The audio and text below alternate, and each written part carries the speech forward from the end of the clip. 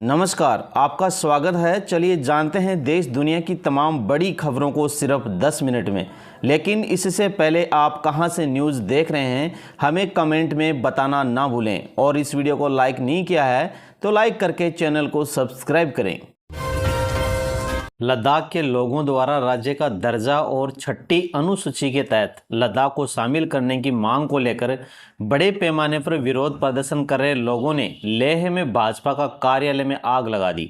राज्य का दर्जा और 6ठी अनुसूची के तहत लद्दाख को शामिल करने की मांग को लेकर लद्दाख के लोगों ने विशाल विरोध प्रदर्शन किया। दिल्ली की मुख्यमंत्री रेखा गुप्ता ने कहा, भारत की आत्मा गांवों में बसती है और गांव का विकास किसी शहर के विकास के साथ जुड़कर देश का विकास करता है। प्रधानमंत्री मोदी के जन्म दिवस के अवसर पर लगातार सेवा पखवाड़ा चल रहा है। इसमें गांव देहात की ढेर सारी योजनाओं का एक साथ लोकार्पण होना दिखता है। हमारी सरकार गांव देहात के प्रति इतनी गंभीर है, हमने दिल्ली ग्रामीण विकास बोर्ड का गठन किया है। दक्षिण कश्मीर के कुलगांव जिले के ब्रिनल वन क्षेत्र में आतंकवादी ठिकाने का भंडाफोड़ हुआ है। ठिकाने को विस्फोट से उड़ा दिया गया है। गैस सिलेंडर और अन्य सामग्री बरामद किए गए हैं। इलाके में तलाशी अभियान तेज कर दिया गया है। वोटर लिस्ट में नाम जुड़वाने हटाने का प्रोसेस बदल गया है। ई वेरिफिकेशन जरूरी हो गया है। अब से रजिस्टर्ड नंबर पर OTP आएगा। राहुल बोले, चोरी पकड़ाई तो ताला लगाया गया है। वोटर लिस्ट से नाम हटाने और जोड़ने के लिए अब ई वेरिफिकेशन जरूरी होगा।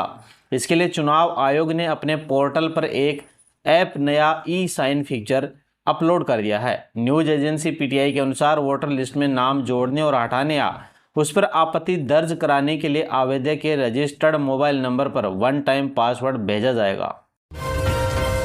दिल्ली में कॉलेज प्रमुख पर यौन शोषण का आरोप लगा है। 17 छात्राएं बोली, अश्लील मैसेज भेजे, जबरन छूता था। फैकल्टी कहती थी कि उसकी बात मानो। दिल्ली के Shri Sharada institute of Indian management के पूर्व चीफ स्वामी चैतन्यानंद सरस्वती पर 17 स्टूडेंट से यौन शोषण के आरोपों का बुधवार को खुलासा हुआ। चैतन्यानंद सरस्वती उर्फ पार्थ सारथी के खिलाफ 4 अगस्त को वसंत कुंज नॉर्थ पुलिस स्टेशन में FIR दर्ज कराई थी। तब वह इंस्टीट्यूट का प्रमुख था। उसे 9 अगस्त को पद से हटाकर निष्कासित कर दिया गया था। FIR दर्ज होने के बाद से चैतन्यानंद फरार हैं। पुलिस को यूपी के आगरा में उसकी लोकेशन मिली है। दिल्ली पुलिस ने शारदा इंस्टीट्यूट के बेसमेंट से चैतन्यानंद की एक वोल्वो कार भी जब्त की है। जयराम रमेश बोले, राहुल गांधी हाइड्रोजन यूरेनियम बम फोड़ने वाले हैं। CWC की मीटिंग के बाद तेलंगाना में सरकार बनी। यहां भी महागठबंधन सत्ता संभालेगा। आज़ादी के बाद पहली बार यानी 24 सितंबर को पटना में कांग्रेस वर्किंग कमेटी की बैठक हुई। इस मीटिंग में कांग्रेस अध्यक्ष मल्लिकार्जुन खड़गे, राहुल गांधी समेत कांग्रेस से सीनियर लीडर मौजूद रहे। बैठक करीब 4.5 घंटे तक चली। 51 लोगों ने बैठक को संबोधित किया और मीटिंग में 2 प्रस्ताव पारित किए गए। एक राजनीतिक प्रस्ताव था, दूसरी बिहार की जनता से अपील। महाराष्ट्र के 5 जिलों में बाढ़, 8 लोगों की मौत हुई। बंगाल में 10 की जान चली गई है। मध्य प्रदेश से मानसून की वापसी शुरू हो गई है। महाराष्ट्र के मराठावाड़ा क्षेत्र में पिछले 4 दिनों से हो रही भारी बारिश के कारण अब तक 8 लोगों की मौत हो गई है। इनमें लातूर में 3, बीड़ में 2 और छत्रपति संभाजी नगर, नांदेड़ और धाराशिव 1 लोगों की मौत बिजली गिरने से हुई। वहीं डूबने और अन्य कारणों से भी मौतें हुई है। इधर पश्चिमी बंगाल के कोलकाता और आसपास के जिलों में बारिश से मरने वालों का आंकड़ा 10 पहुंच गया है। इनमें 8 मौतें सिर्फ कोलकाता में हुई हैं। 10 में से 9 लोगों की मौत करंट लगने से हुई। वहीं कोलकाता के कई इलाके लगातार दूसरे दिन जलमग्न हैं। भारत के मुख्य न्यायाधीश BR गवई ने मंगलवार को कहा कि बुलडोजर एक्शन के खिलाफ आदेश देने पर उन्हें बेहद संतुष्टि मिली थी। इस फैसले में मानवीय पहलू भी जुड़ा था।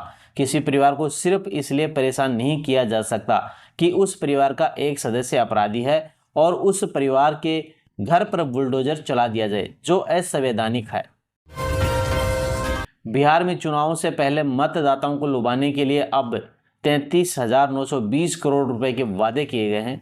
हालांकि लोक लुभाव वादों के साथ सत्ता में आए सियासी दलों को राज्यों में वित्तीय मोर्चे पर बड़ी मुश्किल आ रही है। ब्याज अदायगी और वेतन भत्ते जैसे खर्च को काट नहीं सकते। उनकी कमाई का बड़ा हिस्सा चुनावी वादे पूरा करने में जा रहा है। इसके चलते सड़क, स्वास्थ्य और शिक्षा जैसी बुनियादी जरूरतों के लिए सरकारी खर्च में उनके हाथ तंग हो गए हैं। सेना में परमानेंट कमीशन का मामला सामने आया है। 13 महिला अफसरों का आरोप है कि स्थायी कमीशन में भेदभाव किया जा रहा है। सुप्रीम कोर्ट के आदेशों की पालना भी नहीं हो रही है। सुप्रीम कोर्ट में बुधवार को भारतीय सेना की शॉर्ट सर्विस कमीशन की 13 महिला अफसरों के आरोपों पर सुनवाई होगी। Additional solicitor general Aishwarya Bhati court में केंद्र सरकार का पक्ष रखेंगी। अफसरों ने कहा था कि गलवान, बालाकोट और ऑपरेशन सिंदूर जैसे अभियानों में बराबर योगदान के बावजूद परमानेंट कमीशन देने में मनमानी की गई है। उत्तर प्रदेश में प्रधानमंत्री नरेंद्र मोदी ग्रेटर नोएडा में Uttar Pradesh international trade show का उद्घाटन करेंगे। उत्तर प्रदेश के मुख्यमंत्री योगी आदित्यनाथ ने कार्यक्रम से पहले कार्यक्रम स्थल का निरीक्षण किया।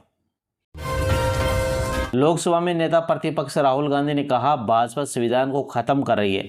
मैंने हाइड्रोजन बम की बात की थी, वो आएगा और फिर आपको भाजपा की सच्चाई जो इन्होंने पूरे देश में किया है, बिहार में करने की कोशिश कर रहे थे लेकिन युवाओं ने इनको रोक दिया, उसकी सच्चाई सबको पता लगेगी। समाजवादी पार्टी के नेता आजम खान ने कहा, जहां तक मुकदमों का सवाल है, उन मुकदमों में अगर कोई दम होता तो मैं आज बाहर नहीं दिखता। छोटी अदालत से लेकर सुप्रीम कोर्ट तक मुझे इंसाफ मिलने की उम्मीद है। एक दिन मैं बेदाग हो जाऊंगा। मंत्रिमंडल ने 10,91,000 से अधिक रेल कर्मचारियों को 78 दिनों के उत्पादकता आधारित बोनस के रूप में 1865 करोड़ रुपए के भुगतान को हरी झंडी दे दी है। बिहार में बख्तियारपुर राजगीर तिलैया रेलवे लाइन खंड के दोहरीकरण को मंजूरी दी है, जिसकी कुल लागत 2,192 करोड़ रुपए होगी। उत्तराखंड के मुख्यमंत्री पुष्कर सिंह धामी ने कहा, हमने वर्ष 2022 से अब तक 100 से अधिक नकल माफियाओं को जेल की सलाखों के पीछे पहुंचाने का काम किया है। आज हमारे युवा नौकरियों में अवसर पा रहे हैं, इसलिए युवाओं के भविष्य को अंधकार में धकेलने के लिए संगठित होकर पेपर लीक कराने के षड्यंत्र रचे जा रहे हैं। कोचिंग माफिया और नकल माफिया एक होकर नकल जिहाद छेड़ने का प्रयास कर रहे हैं। हिमाचल प्रदेश में बाढ़ की स्थिति पर भाजपा सांसद कंगना रनौत ने कहा, इस बार की बारिश हिमाचल के आसपास के राज्यों पर भी काफी भारी गई। हिमाचल प्रदेश में बहुत निराशाजनक स्थिति है। वहां एनएच पर बहुत तेजी से काम हो रहा है, लेकिन राज्यों पर से मलबा तक नहीं उठा है। मैंने मुख्यमंत्री को एक पत्र लिखा, हमें टीम बनकर लोगों को आपदा से निकालना चाहिए। कांग्रेस नेता सचिन पायलट ने कहा, बिहार की भूमि ऐतिहासिक है। कांग्रेस पार्टी की जड़ें बिहार में बहुत मजबूत हैं। महागठबंधन मजबूती के साथ चुनाव लड़ रहा है। इस बार बिहार के लोग बदलाव चाहते हैं और बिहार में बदलाव होकर रहेगा। उन्होंने वोट चोरी पर कहा कि कोई भी वोट में गड़बड़ी कर रहा हो, लेकिन जवाबदेही चुनाव आयोग की है। हम तथ्य और प्रमाण दे रहे हैं, लेकिन तब भी आप कुछ नहीं कर रहे हैं और सीसीटीवी फुटेज को क्यों खत्म करना चाहते हैं। सचिन पायलट का ये बड़ा बयान सामने आया है। जम्मू कश्मीर राज्य के दर्जे की मांग पर मुख्यमंत्री उमर अब्दुल्ला ने कहा, हम उम्मीद कर रहे थे कि जिस तरह जम्मू कश्मीर के लोगों को वादा किया गया था, सुप्रीम कोर्ट को भी ये बात कही गई थी कि ये त्रिस्तरीय प्रक्रिया होगी, परिसमन और चुनाव हो गया। भाजपा जीत नहीं पाई, लेकिन उसकी सजा जम्मू कश्मीर के लोगों को तो नहीं दी जा सकती। ऐसा लग रहा है कि यहाँ को लोगों ने भाजपा सरकार नहीं बनाई, इसलिए राज्य का दर्जा नहीं मिलेगा। ऑपरेशन सिंदूर शहीद के परिवार से वसूली की जांच होगी। सीएम ने प्रशासन से रिपोर्ट मांगी। पिता ने कहा, सरपंच ने शोक सभा के लिए भी 52,000 रुपये लिए। हरियाणा के पलवल में शहीद लांस नाई के परिवार से शोक सभा के नाम पर पैसे वसूलने के मामले में सीएम सैनी नायब सिंह ने जिला प्रशासन को जांच के आदेश दे दिए हैं। इसकी पुष्टि सीएम के मीडिया कोऑर्डिनेटर मुकेश वशिष्ठ ने की है।